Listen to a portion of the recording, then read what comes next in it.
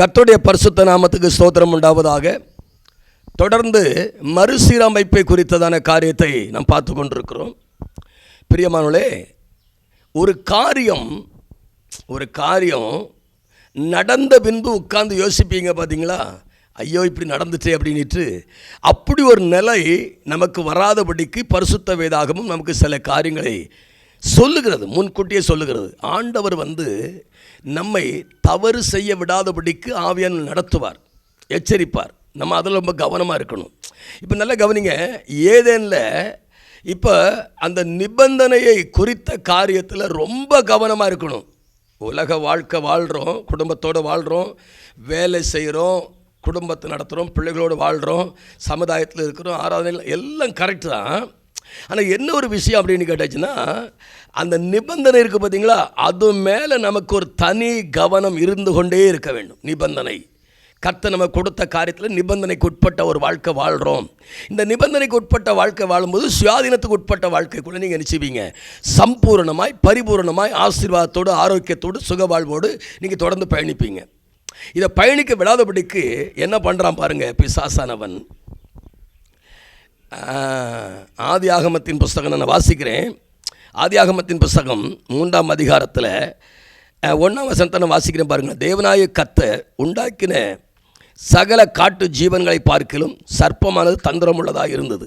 அஸ்திரியை நோக்கி, நீங்கள் தோட்டத்தில் உள்ள சகல விருட்சங்களின் கனிகளையும் புசிக்க வேண்டாம் என்று தேவன் சொன்னது உண்டோ என்றார்.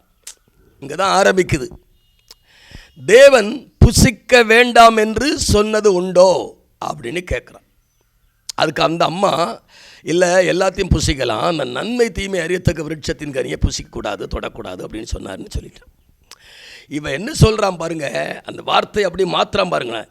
தேவன் வார்த்தையை கொண்டு உலகங்களை உண்டாக்கினார், அவர் வார்த்தையில் தான் எல்லாம் செயல்படுது. அப்போ இவன் பார்க்குறான், அவர் வார்த்தையினால் தானே எல்லாத்தையும் செயல்படுத்துகிறாரு, நம்ம வார்த்தையை பேசி பேசியே செயல்படுவோம் அப்படின்னு சொல்லி அந்த லூசிபர் என்ன பண்ணுறான் அப்படின்னா, ஏவாளோடு கூட பேச ஆரம்பிக்கிறான். பேசி பேசி பேசி அந்த விருட்சத்தினுடைய கனியை எப்படியாயிலும் புசிக்க வச்சிடணும், எப்படியாவது. புரியுதா உங்களுக்கு?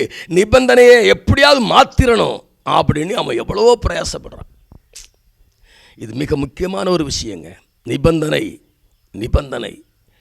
இன்னைக்கு வாழ்க்கையில் அநேகர் கஷ்டப்படுற காரணம் தெரியுமா? நிபந்தனையை விட்டுட்டு போகிறதுனால தான். ஏன் கஷ்டம் வருது, ஏன் வருத்தம் வருது, ஏன் வியாதி வருது, ஏன் பலகீனம் வருது? ஏதேனில் இருக்கிற வரைக்கும் ஆதாமுக்கும் ஏவாளுக்கும் வியாதிங்கிறதே கிடையாது. அது மட்டும் இல்லை, இத்தனை வருஷம் வாழ்வான்னு நாட்கள் வருஷங்களை நிர்ணயிக்காத ஒரு வாழ்க்கை ஏதேனில் இருந்துச்சு. எப்போ இந்த லூசிபர் ஏவாளோட பேசி பேசி பேசி பேசி இதே போல் சீகேம் ஊர்காரன் அந்த தாமார்கிட்ட பேசுவான். அவள் மனதுக்கு இன்பமாய் பேசி பேசி, எது ஆதியாகமம் 34ஆம் அதிகாரம் 3ஆம் வசனத்தில் இருக்குது. பேசி பேசி அவள் மனதுக்கு இன்பமாக பேசி பேசி அப்படியே அவளை நினச்சிடறான், சரி பண்ணிடுறான். ஆனால் அப்படின்னாலே பிரியமானவளே, இவன் பேசி பேசி பேசி அவளுடைய மனசை பூரா கெடுத்துடுறான். கர்த்தரோடு இருக்கிற உறவை என்ன செய்கிறான்னா, கொஞ்சம் கொஞ்சமாக பேசி பேசி உறவை கெடுத்துறான். உறவு கெடுக்கப்படுகிற நேரத்தில் அவளுக்கு அந்த கண்களை நேராக அந்த மரத்தை பார்க்க சொல்கிற அந்த மரம் பாருங்கள் எப்படி இருக்குதான், அது நன்மை தீமை அறியத்தக்க விருட்சம் தான். ஆனால் இவன் எப்படி அவளுக்கு அதை ஃபோக்கஸ் பண்ணுறான் பாருங்களேன். ரொம்ப தெளிவாக அவள் அழகாக பேசுகிறா. ஆனால் அப்படின்னாலே இப்போ நல்லா கவனிங்க, ஒரு காரியத்தை நம்மளோட பேசும்போது தான் இந்த பாரு அது எப்படி இருக்குது, அழகாக இருக்கா, இன்பமாக இருக்கா, எப்படி இருக்குது அப்படின்னு சொல்ல தான் அந்த எண்ணம் வரும். ஆனால் அப்படின்னாலே இந்த காரியத்தை குறித்ததான காரியங்களை தொடர்ந்து காணொலியில் கவனிப்போம். கர்த்தர் உங்களை ஆசீர்வதிப்பாராக. ஆமேன். God bless you.